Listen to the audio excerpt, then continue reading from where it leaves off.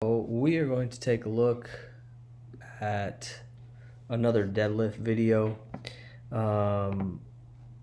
This was sent from Lirone on Instagram. Super nice guy. Shout out to him. He is a kinesiology major, and he asked me to take a look at his deadlift. So let's go ahead and take a look.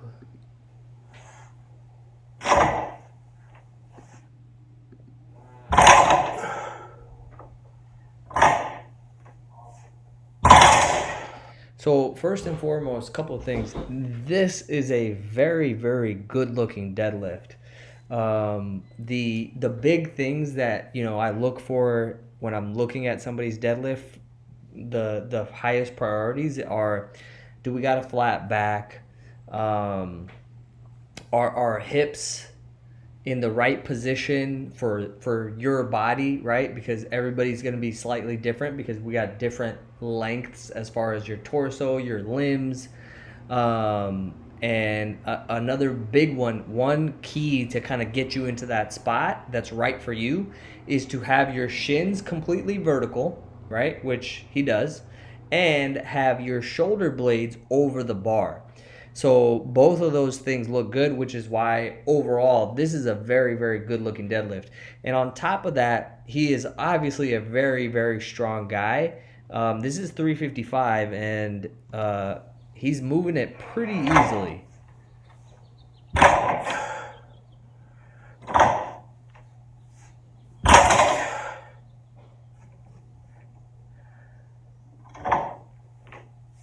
So the thing that, just like Bushr's deadlift that I put up the other day, the thing that's going to make the biggest difference for him is going to be getting a belly full of air and just dialing that brace in. So remember, we'll do a little short,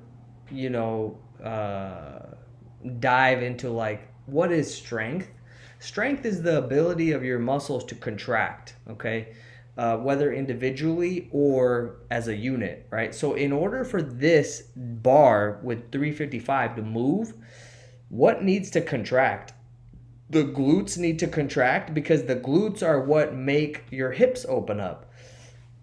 The quads need to contract, because the quads are what make your legs straighten out, right? But the other thing is, like, your hamstrings are also involved in this as well, because they need to, it's not like muscles just are off, right? They're in varying degrees of tension at all times.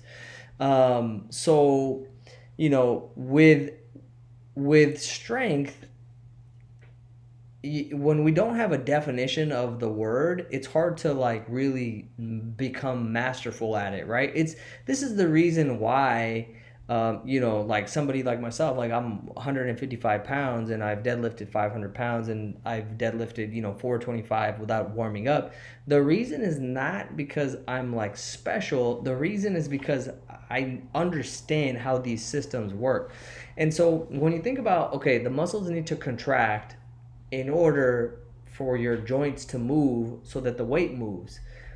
Why would your brain allow your muscles to contract? Okay, so now if you really take a second, you got to slow down. You got to slow down to think about this, and it's important to think about this if you want mastery. Because anybody could throw around weight and that's all good, but mastery requires you to go deeper than that, right?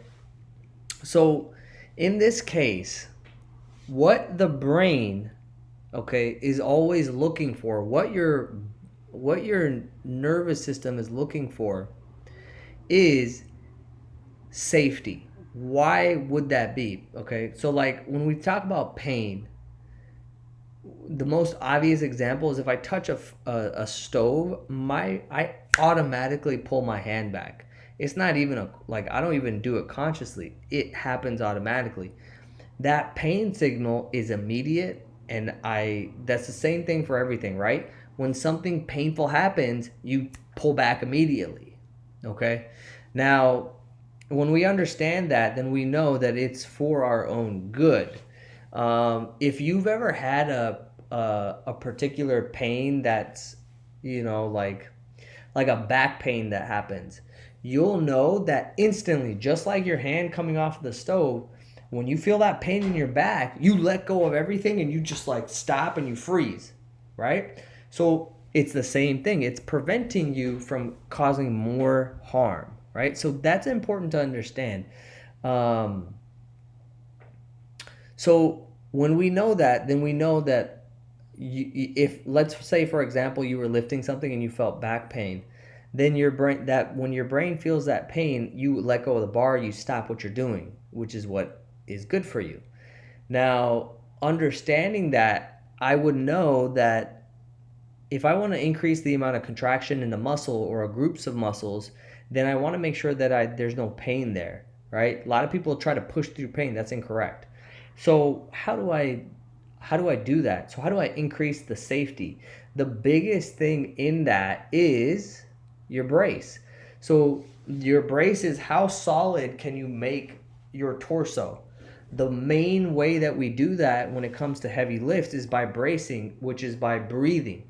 So we fill our torso with as much air pressure as possible, right? And that prevents movement of your spine, okay?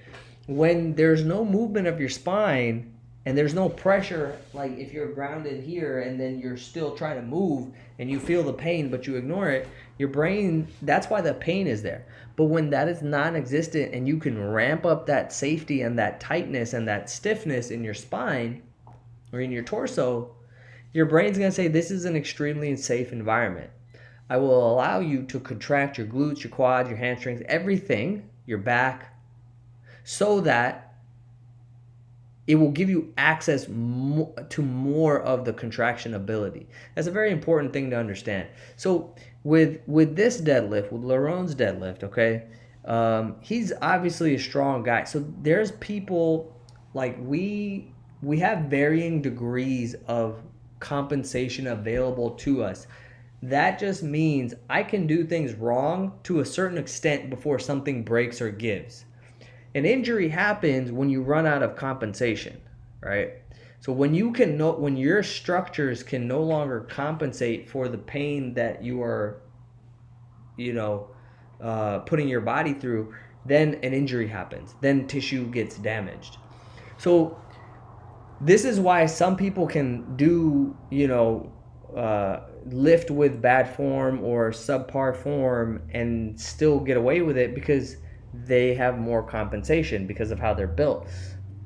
That doesn't mean that they should continue to do that, because eventually compensation runs out. And that's why there's a lot of strong people who have a lot of injuries, because they never were forced to deal with or confront having to dial in technique.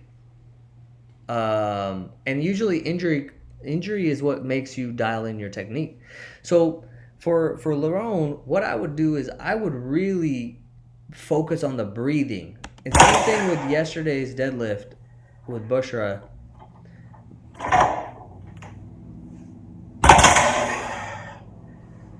So the way that we do this is we're intentional and deliberate about it. I'll give you a simple way to do this, okay? So when I breathe in, okay, I'm filling and I'm expanding my torso 360 degrees, okay?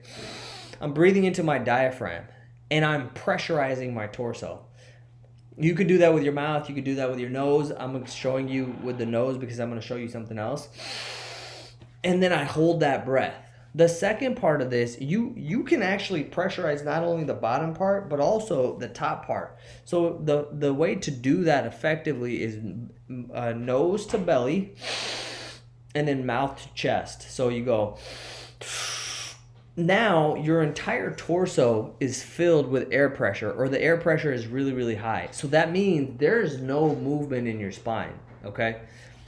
It's something that takes a little bit of practice. I think for beginners, you want to just start off with filling your belly with air and really like pushing your belly out with air, and just working on that, because that alone will build a lot of strength or create a lot of stiffness and safety in your spine, which will let your body contract your muscles harder. The next thing I would do is I would, so for Lirone, something that's going to make this weight feel like nothing is getting his lats involved. So let's take a look here.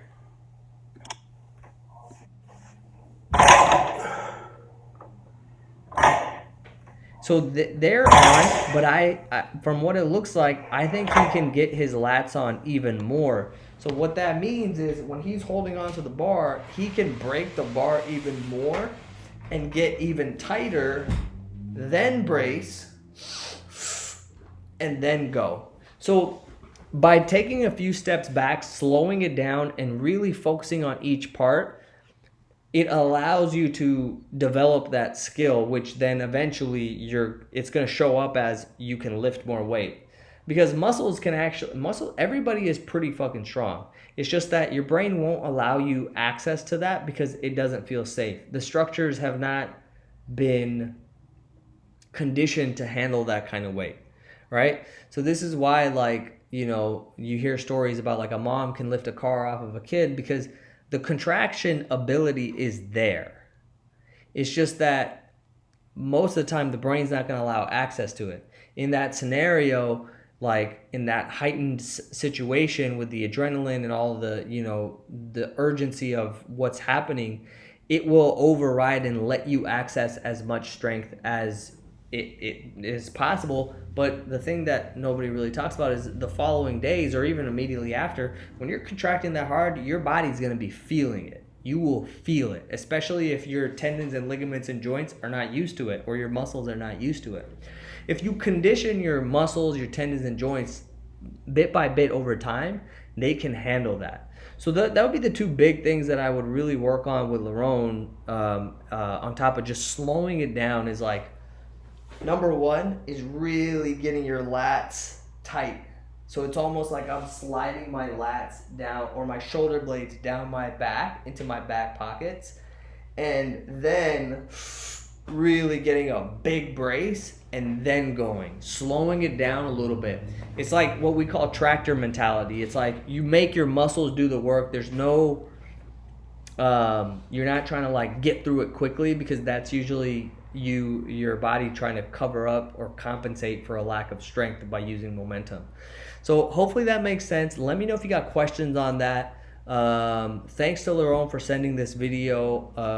And if you got more questions, send them my way on Instagram, rambir.sangera. And if this video was helpful, like, comment, and subscribe. I would really, really appreciate it. And if you want to work on your lifts and you want to work consistently on refining your technique, which is individual to everybody, every single person, shoot me a message at rambir@sanjosebarbell.com, and we can talk about it and we can discuss what your goals are and if it makes sense to work together. But I will leave it at that. And great lift, like, is super strong. But just looking at him and like what he's able to do already, if he dials in these types of things, like you'll be repping the same type of, or you'll be able to do the same type of number of reps at a much heavier, 100 pounds more, like easily. So hope that was helpful. All right.